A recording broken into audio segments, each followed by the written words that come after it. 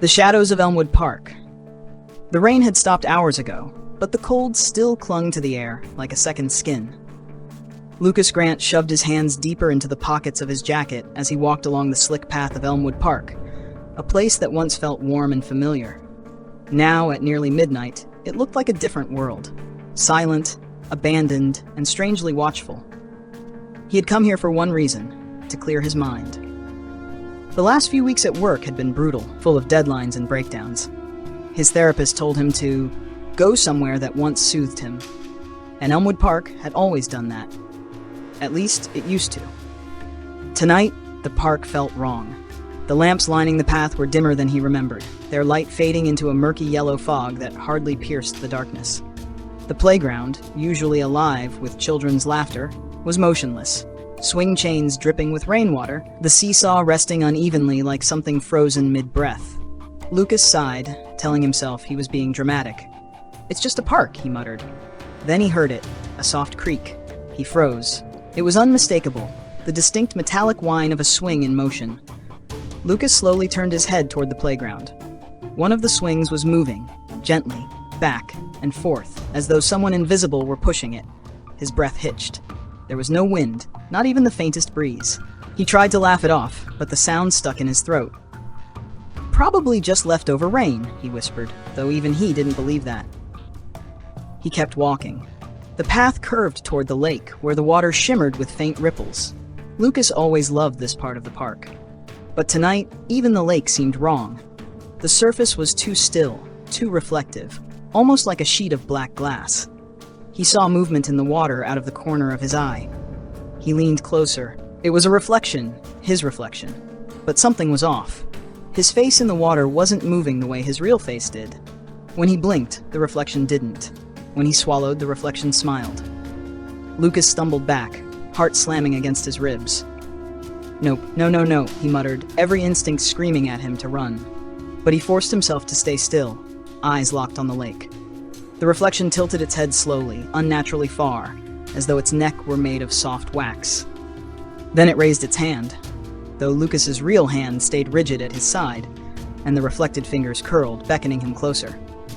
Lucas shook his head violently and turned to leave. But when he spun around, he realized something far worse. The path behind him was gone. Not just hidden, not just too dark to see, gone.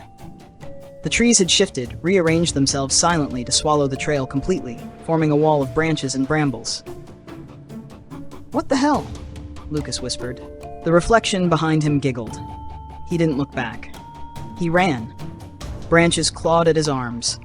The ground seemed to tilt beneath him. Every shadow stretched toward him, reaching like long skeletal hands. The park warped around him, twisting paths into dead ends, benches into shapes that resembled crouching figures. Lucas's breath burned in his lungs as he darted toward the open field near the center of the park. If he could reach the gazebo, maybe he could get his bearings. Maybe. He stopped again. Someone was standing inside the gazebo. At first, Lucas thought it was a trick of the light. But no. It was a woman, tall, slender, wearing a pale dress soaked with rainwater.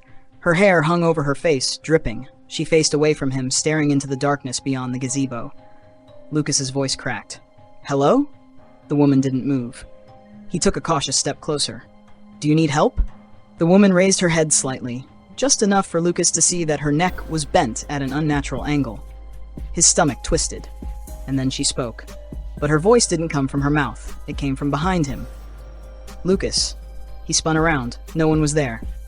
The woman inside the gazebo giggled softly. Lucas turned back, but the gazebo was empty. He felt a hand press against his shoulder, cold, wet. Fingers too long, pressing through the fabric like icicles. Lucas screamed and bolted. He didn't look back. Not when branches tangled at his legs. Not when shadows slithered across the ground. Not when the distant laughter echoed through the trees. All he focused on was escaping. Finally, after what felt like hours of running, he crashed through a thicket and fell onto wet pavement. The park entrance. The real path. People. Cars. Streetlights. He scrambled to his feet and sprinted all the way home.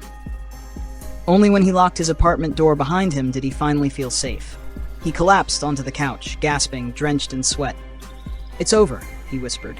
Then the swing creak. Soft, metallic, coming from inside his apartment. Lucas's blood turned to ice. He turned his head slowly, agonizingly slowly, toward the hallway. A single swing hung from the ceiling, dripping lake water onto the floor, and sitting on it was his reflection. It smiled with his face, but not his eyes. "You shouldn't have run," it whispered. The lights flickered, and the apartment went dark. The apartment fell into darkness in an instant, as if someone had squeezed the life out of every light bulb at once. Lucas stood frozen, hardly daring to breathe. In the suffocating dark, only the metallic creak of the swing remained. Creak, creak, creak. He shut his eyes for a moment, trying to convince himself this was nothing more than panic-induced hallucination. But when he opened them again, the reflected eyes that weren't his, were staring straight at him. "You brought me with you," it whispered, its voice soft yet echoing as though it came from every corner of the room. Lucas backed away until his spine hit the wall. What do you want?"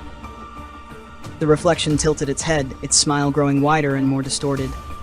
"I don't want anything. I'm simply here to replace you." A wave of icy air swept through the apartment, as if every window had been thrown open at once. Lucas shivered violently. He bolted toward the kitchen, flung open the refrigerator, and let the weak, greenish light spill out, the only illumination he had. But when the light reached the living room, the swing was gone. For a second, Lucas almost believed he was safe, until he heard breathing behind him, slow, deep, as if someone stood inches from the back of his neck. Lucas spun around. This time it wasn't darkness. It was him, the reflection, standing right there.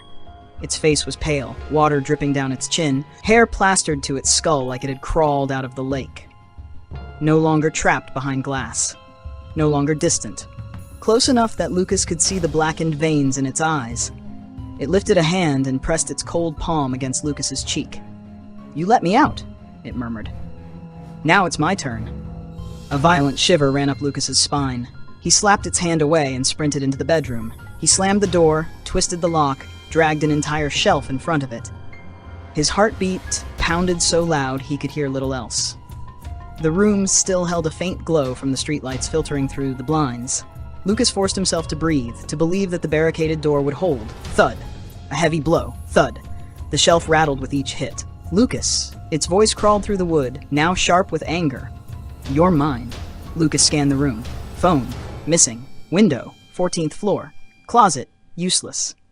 Then his eyes found the large mirror in the corner. He hadn't used it in ages, but now, maybe it was the only thing he had left.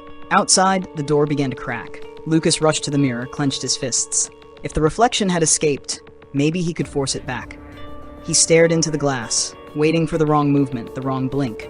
But the reflection staring back was him. The real him. Exhausted, terrified, breaking. "I want to go back," Lucas whispered, not knowing who he was speaking to. "I want to get away from it." The reflection blinked. Lucas did not. The one in the mirror did. Then it raised its hand and pressed it against the inside of the glass, as if the mirror were made of water. "Come in," it said. Behind him, the bedroom door exploded open. The escaped reflection staggered in, its eyes white and empty, its limbs twisting like it didn't belong in a human body. It screeched and lunged at Lucas with unnatural speed. There was no time to think. Lucas threw himself into the mirror, cold, dark, and silent. He sank into something bottomless, like falling through a lake without ever touching ground. Laughter echoed around him, his voice, but not his. He reached for anything, anyone, but only darkness slid between his fingers. Then, a light. A violent jolt. Lucas opened his eyes. He was standing in Elmwood Park, at night, wind rustling gently through the trees. Everything peaceful. But when Lucas looked down into the lake beside him, his blood ran cold. The reflection on the water wasn't him. It was him, the other one. Its victorious smile spread across Lucas's stolen face. Meanwhile, the real Lucas, trapped beneath the surface, pounded desperately against the watery barrier like a prisoner clawing at iron bars. But the lake remained impossibly smooth, unbroken. The reflection raised a hand, waved cheerfully, then walked away, leaving Lucas submerged below the black, endless water, where a whisper echoed forever. "Now it's your turn to stay in here," and the lake swallowed him into perfect darkness.